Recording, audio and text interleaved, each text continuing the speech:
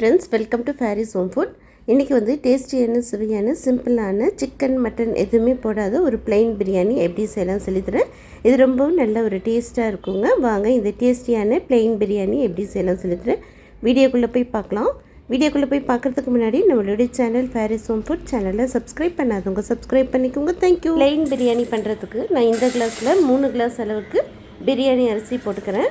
நீங்கள் எந்த கிளாஸில் அளக்குறீங்களோ அந்த கிளாஸ்லேயே தண்ணி அளந்துக்கலாம். இப்போ கொஞ்சமாக தண்ணி ஊற்றிட்டு நல்லா 2-3 தடவை நல்லா வாஷ் பண்ணி எடுத்துக்கோங்க. இப்போ நல்லா வாஷ் பண்ணிவிட்டு வந்தாச்சு. இதில் இப்போ நல்ல தண்ணி ஊற்றிக்கோங்க.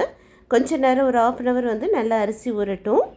இப்போ இது ஒரு பக்கம் இருக்கட்டும். இப்போ மிக்ஸி ஜார் எடுத்துக்கோங்க. பட்டை, கிராம்பு, ஏலக்காய் ஒரு 2 துண்டு பட்டை போட்டுக்கோங்க.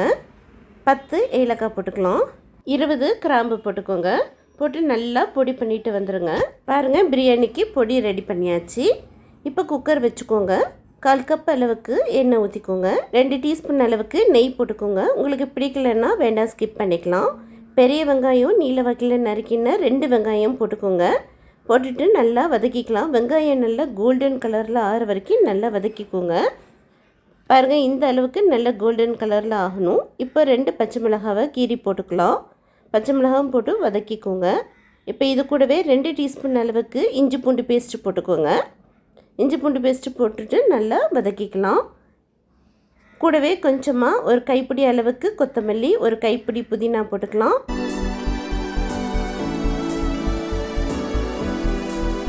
பழுத்த தக்காளியாக 2 தக்காளி போட்டுக்கோங்க. பெரிய தக்காளியாக இருந்தால் 2, சின்ன தக்காளியாக இருந்தால் 3 போட்டுக்கோங்க. தக்காளி சாஃப்டாக ஆகிற வரைக்கும் வதக்கிக்கோங்க. இப்போ 1/2 டீஸ்பூன் மஞ்சள் தூள், 1 டீஸ்பூன் வெறும் சக்தி மிளகாய் தூள், 1 டீஸ்பூன் மல்லித்தூள் எல்லாம் போட்டு நல்லா வதக்கிக்கோங்க. நான் எங்கெல்லாம் காரம் போடுறேனோ அங்கெல்லாம் உங்களுக்கு ஏற்ற காரம் நீங்கள் கூடவோ குறைச்சலோ போட்டுக்கலாம். இப்போ நல்லா தக்காளி வெங்காயம்லாம் சாஃப்டானதும் இப்போ 1 கப் அளவுக்கு தயிர் போட்டுக்கலாம். தயிரும் போட்டு நல்லா 1 நிமிஷம் நல்லா கிளறி கொடுத்துக்கோங்க. இப்போ பொடி பண்ணிட்டு வந்த பட்டை, கிராம்பு, ஏலக்காய் பவுடரை போட்டுக்கலாம். போட்டுட்டு 1 நிமிஷம் நல்லா வதக்கிக்கோங்க. நல்லா கமகமன் வாசனையாக இருக்கும் இந்த மாதிரி பவுட்ரு போட்டு பண்ணும்போது. இப்போ இந்த கிளாஸில் தான் நான் அரிசி அளந்து எடுத்திருக்கேன். இப்போ இதே கிளாஸ்லையே நம்ம தண்ணியும் அளந்து எடுத்துக்கலாம். 1க்கு 1.5, 3 கிளாஸ்க்கு 4 கிளாஸ் தண்ணி ஊற்றிக்கணும். அவ்வளோதான்.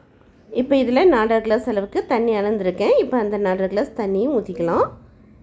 இப்போது தேவையான அளவுக்கு 1.5 டீஸ்பூன் அளவுக்கு நான் உப்பு போட்டுக்கிறேன். உப்பும் போட்டுட்டு மிக்ஸ் பண்ணிக்கோங்க. உங்களுக்கு எந்த அளவுக்கு உப்பு வேணுமோ அந்த அளவுக்கு நீங்கள் உப்பு போட்டுக்கலாம். உப்பு காரம் எல்லாம் செக் பண்ணிக்கோங்க. அவ்வளோதாங்க. ஒரு கொதி வரட்டும். பாருங்கள், ஒரு கொதி வந்துடுச்சு. இப்போ ஊற வச்சுருக்கிற பிரியாணி அரிசி போட்டுக்கலாம். அரிசி போட்டு ரொம்பவும் கிளற வேண்டாம், அப்புறம் அரிசி எல்லாம் உடஞ்சிரும். 1 செகண்ட் மட்டும் கிளறி கொடுத்துட்டு இப்போ மூடி போட்டு விட்டுருங்க. ஒரே ஒரு விசில் மட்டும் விட்டுருங்க. ரொம்ப விசில் விட்டிங்கன்னா குழஞ்சி போயிடும். ஒரு விசில் போதும். ஒரு விசில் மட்டும் விட்டாச்சுங்க. இப்போ ஓப்பன் பண்ணி பார்க்கலாம்.